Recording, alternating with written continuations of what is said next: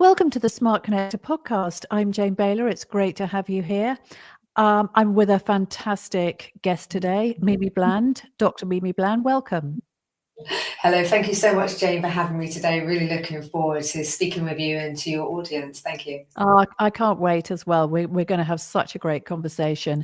So just before we get into it, to introduce Mimi, she's an elite mindset strategist and a world-class thought leader in emotional mastery and self-recalibration, which sounds exciting, doesn't it?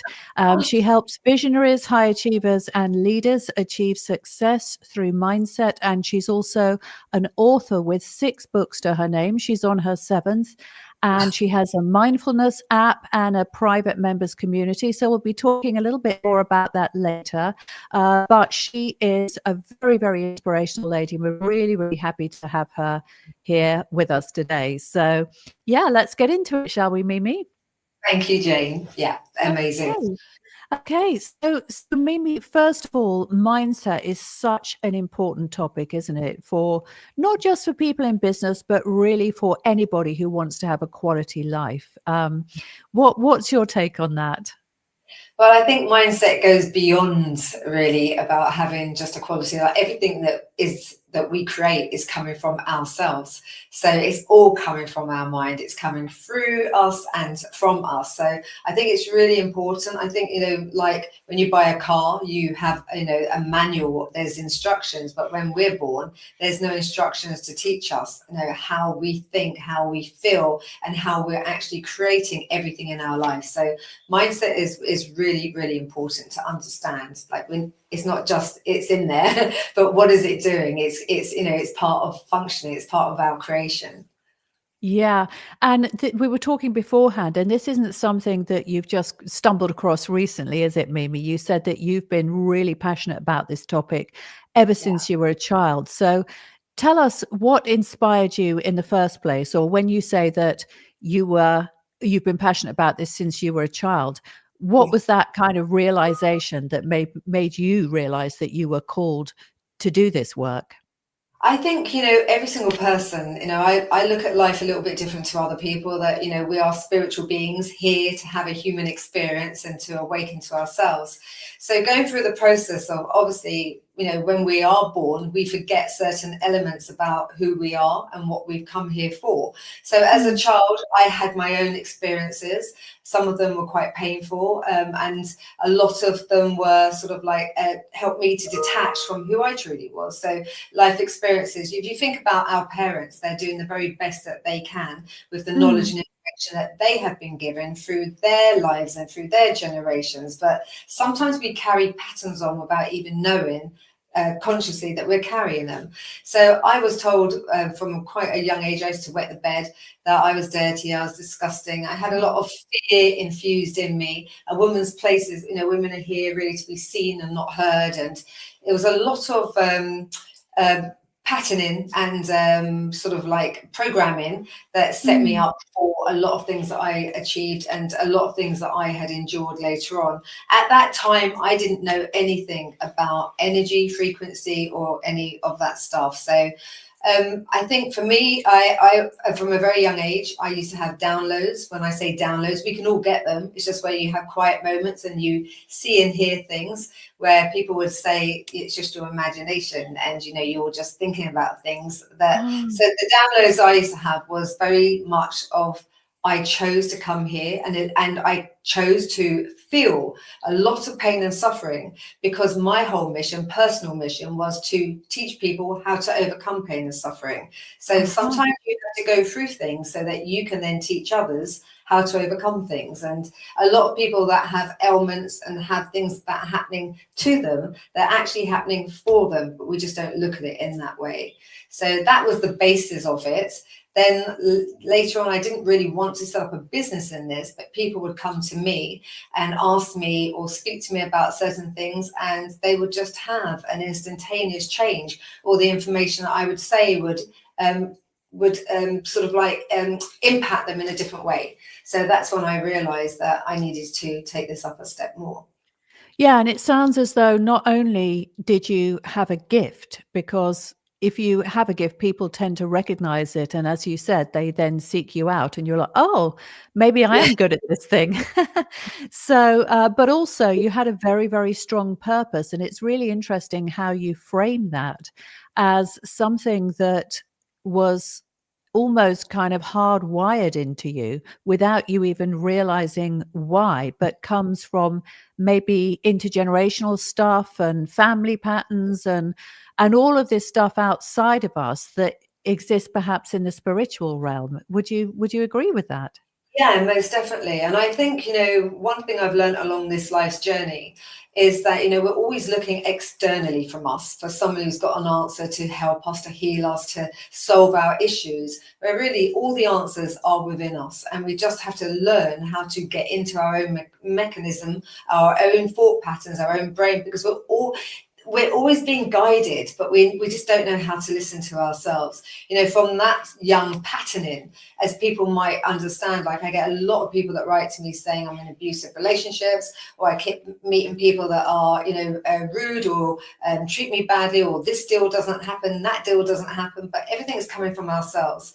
So if I was to use myself as for people to understand, from that patterning as a child, I really went on to think, what is wrong with me? So that was the whole of my life question. Why do people not like me? What am I doing wrong? And I then picked people. So if there was one person, if there was 10,000 people in a room, I would pick the one person that would reflect back to me how I felt and to Oh, reflect my belief systems. So then that person would ignore me, beat me, hit me. I mean, I've been locked up, I've been oh, shot at, but you name all the things that could happen.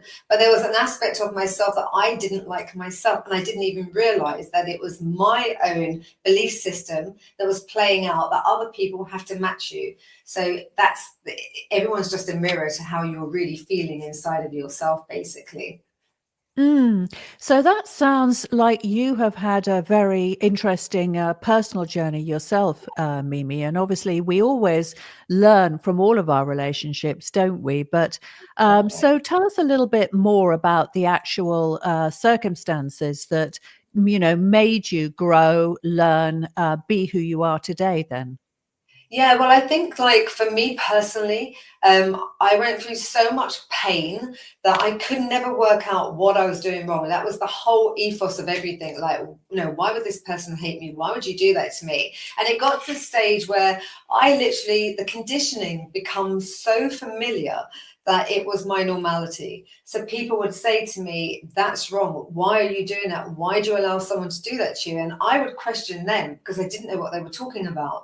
Because Mm. as you know, you become familiar with things, even if they're comfortable, if they're painful, or it's what you know. So you don't know anything outside of that remit. And then if you haven't got any knowledge or information, you've got nothing then to compare anything else. So you just think that's a normal pattern.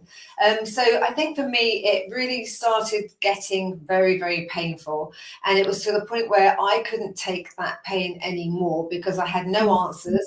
There was no one I could turn to. So I decided at one point that I wanted to take my own life. And I tried a couple of times, but it obviously wasn't the universe's, that wasn't meant to be. But it was in that lowest of the lowest time that something happened. It was a situation that somebody had called me in that moment, and all I could say is that they reminded me of who I was in that moment, and it basically woke me up. And in that moment, then everything transformed and changed. And then the right people came, the right opportunities, the right doors opened to help me remember who I was. And that was the whole process. It was like we're sleepwalking, and then suddenly it's not about getting, it's about remembering. And our whole life journey is about remembering what's already inside of us. Uh-huh. So really, rock bottom is a very interesting concept, I think, for a lot of people. A lot of people have reached a crisis point in their life. I know I did actually a few years back, where I was recovering from cancer. My husband had an affair. He walked out. I had some money struggles. Everything was going wrong at that particular time.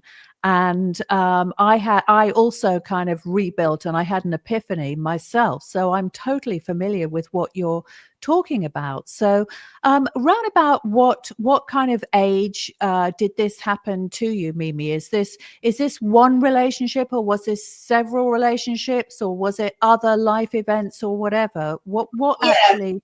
Yeah. So my patterning was that it doesn't matter what relationship you're in, you take Hmm. yourself with you. So every relationship is it's just really reflecting aspects of you. So every Mm, relationship I was in, it didn't matter because I hadn't changed myself. When got you it. do the work, when you change your vibration that you are literally emitting like a Yeah. tower, you don't attract those type of people to you anymore. It's not the Yeah. people. People always say, "Oh, they're a narcissist," or they're then there's no labels and names. They're only there because you created them. Because of, I know it sounds crazy, people don't understand that, but there's an aspect of you that needed that because they're showing you how you feel about yourself. Like, I had tumors, I had a lot of things wrong with me. I Yeah. was bulimic because once I got rid or I got out of the relationships, I then abused myself because it didn't feel familiar to me. I thought suddenly, God, I'm going to be happy and life's going to be amazing. No, because I still had the same process. So I'd eat maybe 50,000 calories. Because it made me feel good, then I'd make myself throw up because the same Oh, words were dirty and you're disgusting. So you're replaying you unconsciously, you're just totally get hypnotized. it. And I even like the yeah. relationship with the men, again, same thing as you, having affairs and, sleeping with women in front of you and doing certain things. Why was that happening to me? What were they projecting to me? That I was unworthy, that I didn't feel good about, I hated myself. So they're only reflecting how I felt about myself. As you know, Yeah. Jane, you do the work and you do that inner work, you don't have those relationships anymore. People mirror how you really feel about yourself then. Yeah, but also I think, in a way, you could say the universe is delivering us lessons, and Yeah, whether we choose to absorb those lessons or reject them and repeat the same mistakes is a decision at the end of the day, isn't it? and 100%. And I think the sad thing in the world at the moment is that, I truly believe that everything is set up to keep us in fear and to keep us separate. Like when people wake up and remember who we are, there will be no wars and no fighting. Everything's set up so that we're constantly fighting and, yeah, and fear. Like, if you're given a prognosis or you're given, you've got an illness or something, the first thing that fills you with is immense fear. And then you look around you and you look around to say, okay, this is what's happening. This is a diagnosis. Everybody goes through that process. This is what happens to them. So you start preparing, even though you think, oh, you might have 10% or 20 or 50%, in your mind, you're already preparing for the worst case scenario. Oh, And yeah. that, as you know, you've been through that. I've been through it as well, and I know the whole process of it. But when you have the foundations, when you know that you cannot die, and I'm not saying that likely you can't, you decide when your death's going to be. You call it in because everything is coming from your creation. And even though they say, oh, but the specialist has told me, I've worked with people that said they've only given them a week to live. No, they turned their lives around and they've reclaimed their health. But it's because of what we believe. That's how powerful we truly are. Yeah, that's amazing. That really is so kind of inspirational. So I'd love to hear more about how you rebuilt from the ground up, Mimi. And, to have written 6 books is absolutely incredible. Your passion really, really shines through on this topic. So, tell us how you did it and inspire other people, because guaranteed there are going to be people who are listening in that are in a Yeah. difficult place right now, so they can benefit from your wisdom. Yeah, thank you, Jane. I find that for me personally, I had to go all around the houses. I was such a slow learner, which is really crazy because I was only thinking today, it brings you back to the same spot again. But I think when you're desperate and you don't know, you work with so many people. I trained a friend of mine was very good friends with Dr. Richard Bandler and Paul McKenna. And I Mhm. was I mean, I'm not like I am today. I mean, I didn't even drive. I didn't even have a checkbook. I had nothing. I was like eight-year-old mentality. But she said to me, I'm going to send you for a weekend with them. They're doing a weekend course in the Tiara Hotel in London. Go there, submerge yourself in NLP. I think it'd be really good for you. I really didn't want to go, and I was literally crying the whole way there because I hadn't been around people either. It was crazy. Honestly, I had so much fear. And I remember going into the toilets when I got there crying, and I said, I couldn't breathe. I was literally having a panic attack. She said, breathe, you'll be fine. Just go and sit down and just go with it. Anyway, it was probably the best weekend. I loved it. I didn't want to interact with people, and when they were making us do sort of like tests together, I was like, oh God, I don't know how to do it. I don't know how to do it. It was the mindset that kept kicking in. But one thing I realized on that weekend was that I kept sitting in a chair above everybody, and everybody that was panicking or couldn't do it, I was telling them, oh, no, it's fine. Just calm down. You've got this. And I realized that I was having leadership skills that I didn't even know I had. So there's aspects of myself that I started seeing and started understanding about myself and having more of an awareness. That's what it was. The awareness was kicking in. And then I decided I liked that. So I went and trained in emotional freedom technique. I became a Reiki master. I'd done business coaching, and I tried everything. I tried different modalities because I didn't know, I wasn't doing it to help others. I was doing it to heal myself, if I was honest. And I realized I'd done hypnotherapy. I'd done loads of things, and I would feel great for a little while, but then it was like peeling an onion. I'd feel great in the energy, and then I'd come back, and the core of me was the same. Nothing had changed, and the feelings were still the same. I was still perpetuating the same situations. Nothing was really changing. And that's when I really sort of started really looking at different aspects. And to be honest, I asked the question to the universe, to God, like, okay, what am I missing here? This isn't working for me. Like, I'm still feeling so much hate in my stomach. I still feel like not good enough. And that's when I started really getting downloads, and the downloads were coming fast. And when I mean a download, I mean you just disconnect. It's in the silence. And when you ask a question, the appropriate questions, because we always ask, why is this happening to me? Oh, I don't know what to do. Not those questions. Show me what am I missing? Show me what do I need to see, or ask appropriate questions. And that's when everything really started changing and changing fast. And I wrote my first book. I think that literally came through me within about 5 days. That book was written. Tiny little book, but it was really, I wanted something for people to understand that who didn't know about energy, mindset, emotions, of how we create. That's what that book was really created for, to be honest. And then the others, the same. They just came through me very quickly. Well, that's really, really interesting. And, I suppose in a way we're all a lifelong work in progress, aren't we? If we take this stuff seriously. So I'm sure it's not unusual to try it from it's like a prism, isn't it? You'll try a little bit of that plane and then a little bit of that plane. And it's just incredible that you found this thing that is almost like a kind of direct message that almost like connecting you to your sort of inner self or your inner wisdom, really. Yeah. I think that's what I'm getting from what you're saying, that a lot of people turn away from it, don't they? Most people spend most of their lives, don't they, turning away from their intuition, call it intuition, inner wisdom, downloads, or I haven't heard it mentioned that way before, but it makes perfect sense. And why do you think that is, Mimi? I think we're so conditioned and we're so programmed from such a young age. Again, my father and my parents are very spiritual. We used to have to go to church, 3-4 times a week. But, we're so, what's the right word? We're so stuck on our belief systems, and nothing's going to break that belief system.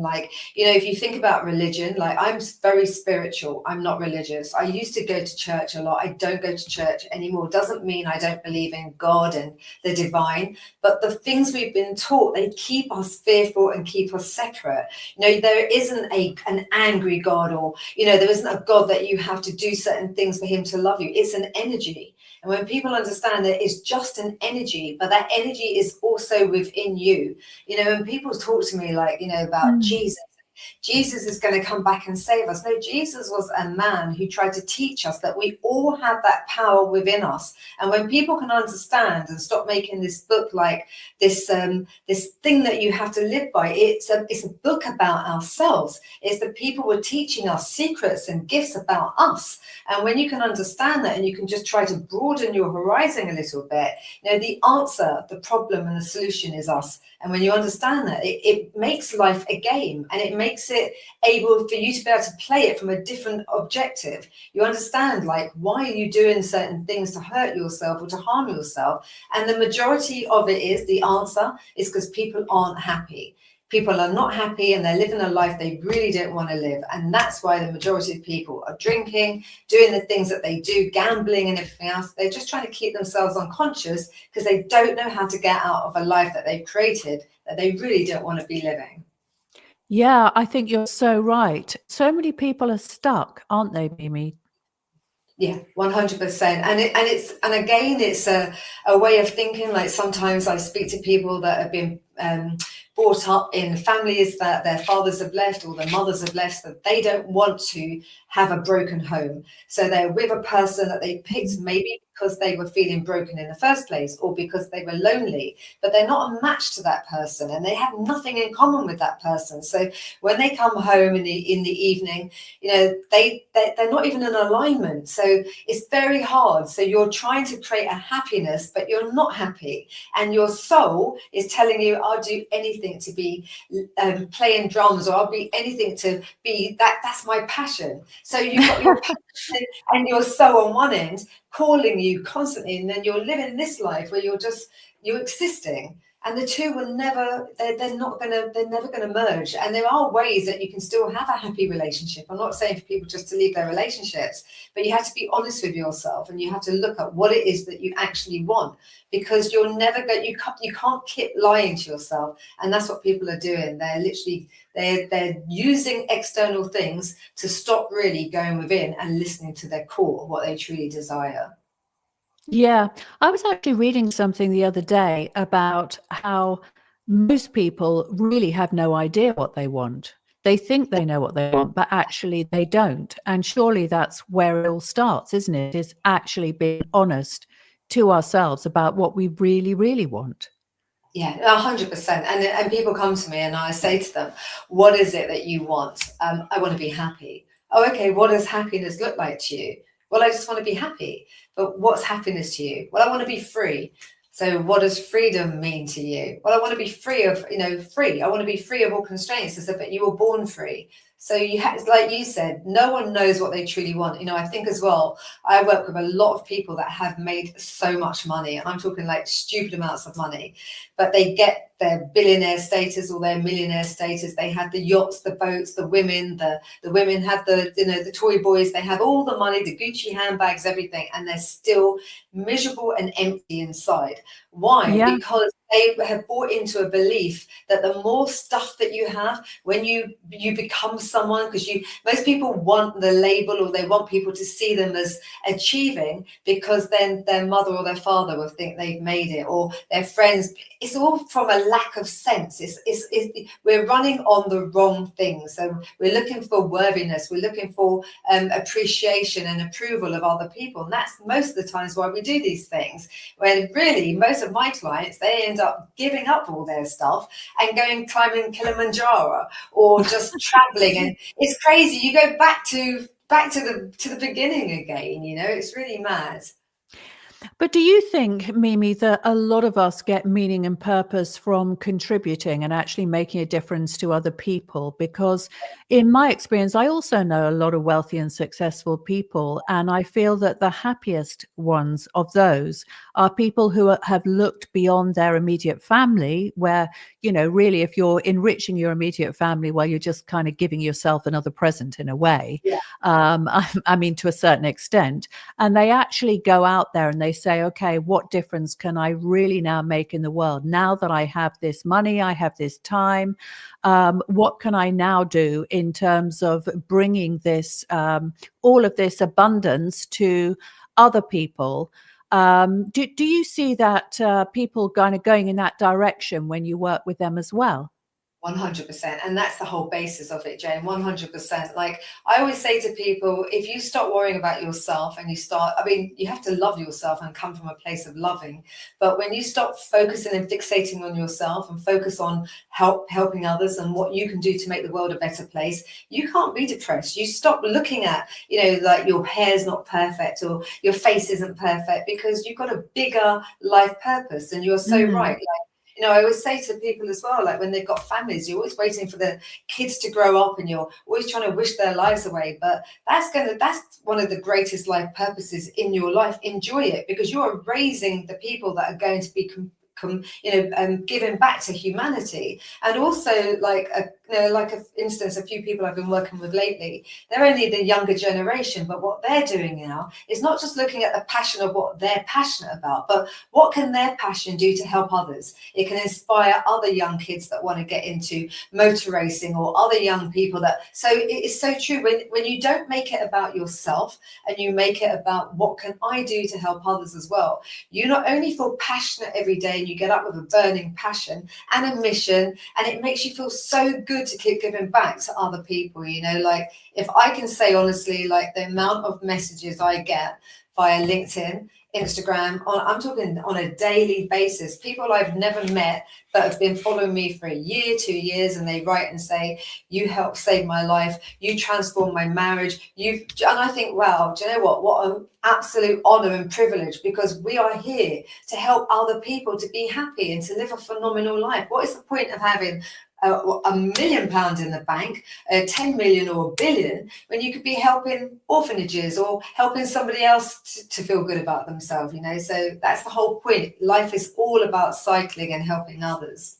I mean, I remember watching a documentary, might have been last year really, about the influencer Joe Wicks. So, he's the fitness guy, right?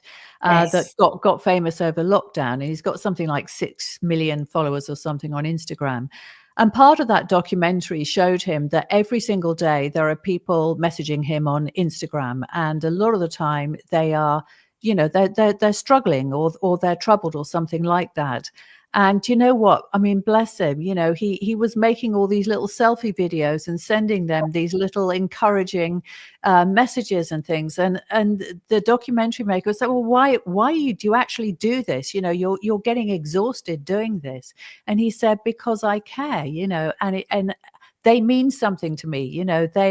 I am their inspiration. So I want to give something back to them. And it just goes to show how strong that urge is, because he didn't have to do that, did he? I think like now, I mean, every day I voicemail everybody that messages me on LinkedIn. I Oh, might have 1,000 people. It might take me 2 minutes, but people have no connection with each other. And I think it's so important. And they're like, oh my God, I've never, ever received a voice note. Oh my God, like out of all the thousands of followers you have, you answered me. And I'm like, yeah, of course I do. You're important. And I think that's what it is. There's no human connection anymore. We've got Instagram, we've got all these different apps, and I look at all the kids nowadays, and they're just like brain dead on these things. Like people want to talk. Like in the old days, we used to have meals and would sit around the table and would discuss our days, and that's what I think is missing from people. Human interaction and being there for one another as well. I think it's so important. yeah. And this thing about making an impact is really important to you personally as well, isn't it, Mimi? I mean, we were talking about that beforehand, weren't we? Yeah, no, most definitely. Like for me, like I know I love working with people and I love like inspiring. But yeah, I think for me, like my biggest mission is really changing the whole changing the way we think, the human conditioning. I really want to, even if I leave just a tiny dent before I pass, I really want to give people another way of having to think about things. Like life is a game, and it's really easy when you learn the rules of how to play it. And it's really easy, like, we are just a whole unit. Our emotions are given to us to help guide us. They're not there. I know a lot of people I know, they take all these tablets to suppress them and depress these emotions, but they are your sat navigation system. When you learn what they're trying to communicate with you, then you understand that it's a gift. It's not, we're not here to live a life of pain and suffering, but everything is happening to you, for you. And when you understand that, like learning to be quiet, learning to shut yourself down a bit, learning to honor yourself, to be truthful to yourself, to listen to yourself, and to really figure out what is it that you truly want. So I think, yeah, I am very passionate. Sorry, I could go on forever, but yeah, Oh, yeah. I just want to teach people, like, there's other ways. Like, there's other ways. Don't look at just one way of healing your body. Don't look at one way of, the answer is you. God has given you every single thing. We haven't been created just to be dropped here on earth with no way of being able to heal ourselves, to help ourselves, and just try to turn away from some of the things that are being bombarded to you on a daily basis, because they're there basically to fill you with fear, to fill you with like anger of all the things that are happening in the world, but they're not actually really happening in that way as well. They're playing a very good game with us. Yeah. Okay. Well, Mimi, I'm going to throw a few problems at you then, and I would love to hear your answer because people sometimes come to me. I mean, I've got 3 adult children. They've certainly got a few problems at the moment, as we all have, right? So let's try a few of these problems Okay. and see what the answer is. Okay. So what would you say to somebody who's fallen out with all of her friends or most of her friends? And they're all being mean to her and she feels really lonely? I would first of all like really take stock of, okay, first of all, like, people are only reflecting back to you aspects about yourself. So what is it about that? What are you thinking and feeling? What belief have you got that people don't like you? So I always bring it back to self, like, and first of all, like, what is it that you want as well? Like, what is it that you're wanting from these relationships with these girls? How do you see yourself? Because most of the time you'll find out they'll be talking to themselves in a way that I'm not good enough, that I'm not pretty enough, or there's, I don't fit in with all these girls. So it's really about stripping it back to us again. I know it sounds so boring, Yeah. but the problems are never out there. The problems are always taking it back internally and then really building up about how you see yourself and then creating, again, we have, I know I work with so many people that you can change your energy. It's what you're focusing on. It's the energy that you're giving to that situation as well. When you Yeah. change energy towards that situation, you can change the people in that situation so that they behave differently to you as well. Okay. Well, I love that. That is absolutely fantastic. Okay. What about somebody who is single and is having no luck and they've been on the dating sites and they've done everything right and they're being, they've lost weight and they look good and read all the books and they go out there and they're being very polite and, sort of their most effervescent self, but they're not getting anywhere. What would you say to them?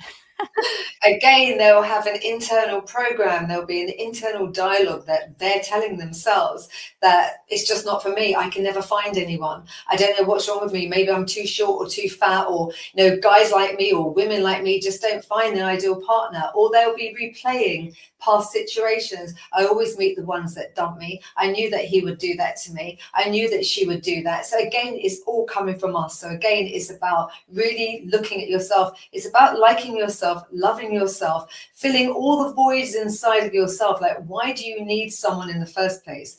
Maybe because you want them to love you, but do you love yourself? What else do you need from them? Because I want them to make me feel good. I'm feeling lonely. So what can you do to fill that void of loneliness? Because the minute you fill all those gaps, you will find someone when you're not even looking for them, and they'll be the right person, the right match for you. I love that. Okay, right. Another problem. Right. Somebody's out of work. They've been looking for a job. They can't find a job. They've got very close. They've put all this energy into interviews and polishing up their CV, and they've come close like 5 times and nothing has happened. And the applications keep going and, they're just losing faith. Most of the people that I work with that get into that situation, it's really because they don't want that job either.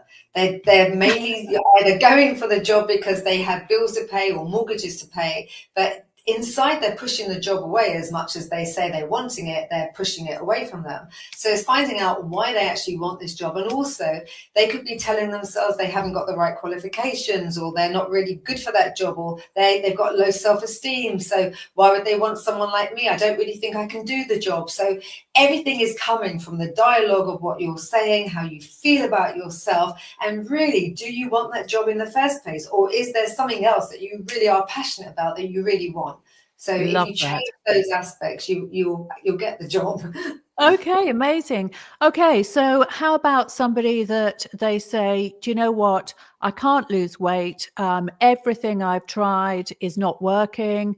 I'm just, I'm really restricting my diet. I'm going to the gym all the time. And I mean, I know somebody like this. That's why I'm saying it to you. But I just can't lose weight. Yeah. So a lot of weight issues are to do with emotions. So weight keeps us safe. So the more we eat, the more we feel unattractive as well. So there could be a reason why people are holding on to weight. It could be that somebody has been mean to you, or you've had a bad relationship. So you don't want men or women to look at you. So you're keeping yourself in a way that you're looking unattractive to yourself. Or it could be the fact that that you are focusing so much on the weight that it's like anything. The more you focus on the subject of what you're trying to change, it doesn't change because you're putting negative energy into it. So I always tell my clients, forget about the weight. Let's just make you happy, and incorporate. Like, we're always taking away. So you go on a diet, you eliminate the chocolate, you eliminate the sin bin, and straight away your mind's like, oh my God, I need the chocolate, I need that, I want, and you fixate on it to the point where you're salivating every day. But if you add rather than take away, so if you add an apple a day, if you just walk to the lamppost and back a day, you start feeling good about yourself. You're changing aspects of that old identity to someone who does like to exercise, who does like to eat well. You're starting to like yourself. You're starting to get in touch with who you are. So I always teach people that the old identity, if it's weight, if it's smoking, if it's drugs, if it's drink, if it's pornography that you're trying to get, whatever it is, that we leave that there. I don't work with the old person. I rebuild a new person, and then I get people to step in, and we're living from this person. How do they think? How do they feel? How do they operate? What are they doing on a daily basis? Because the more you connect to this person, that person will just fade away. You won't have those cravings anymore because the habit is with that old person, the old identity. Oh, it's just so powerful. Okay, one more before we wrap it up, because I'm sure that you probably see all these sorts of problems all the time, because these are normal problems, aren't they, that a lot of people have. Okay, so money problems. This is something a lot of people face. You know, I don't know what the statistics are, but I think most of the adult UK population, I think a lot of them, a large percentage anyway, are in debt. Always struggling for money, more month at, what do they call it, month at the end of the money or something. So, it's just constant, and they never seem to be able to get out of debt.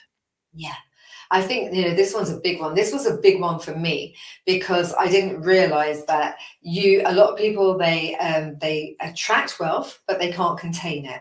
So it's like the minute wealth comes to them, they have to spend it. They have to get rid of it. And most of that comes down to you not feeling worthy of having money as well. Or there's a program that you've had since you was a child that money doesn't grow on trees, or money's evil, money's the root of all evil. It's all to do with your perception of money as well.